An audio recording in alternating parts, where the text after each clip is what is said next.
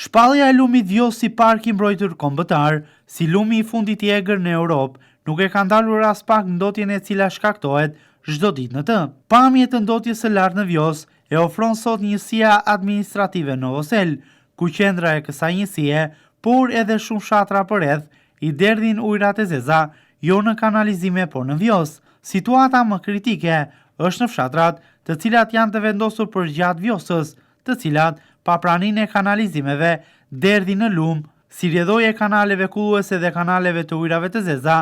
ujrat të ndoturat përgjatë gjithë Vjosës, por gjithashtu edhe aty ku ka sistem të kanalizimeve, grykderdhja e tyre bëhet sërish në lumin Vjos. Poshtë urës së vjetër të Mifolit, gjendet sot një prej tubacioneve më të rëndësishme të kanalizimeve të ujrave të zeza, të cilat derdhen në lum. Madje prej tubacionit deri në lumin Vjos është krijuar si rrjedhë natyrale në një prej tokave bujqësore, duke përhapur më tepër ndotjen e ujrave të zeza në mjedis dhe më pas duke përfunduar në Vjos. Edhe shpallja e lumit Vjos si park kombëtar, si një nismë e cila synonte paksimin e ndotjes, me sa duket nuk e ka ndalur as pak këtë fenomen, i cili vazhdon jo vetëm përgjatë njësisë administrative Novosel, por përgjatë gjithë Vjosës në të gjithë gjatësinë e saj. Ndaj është tepër e domosdoshme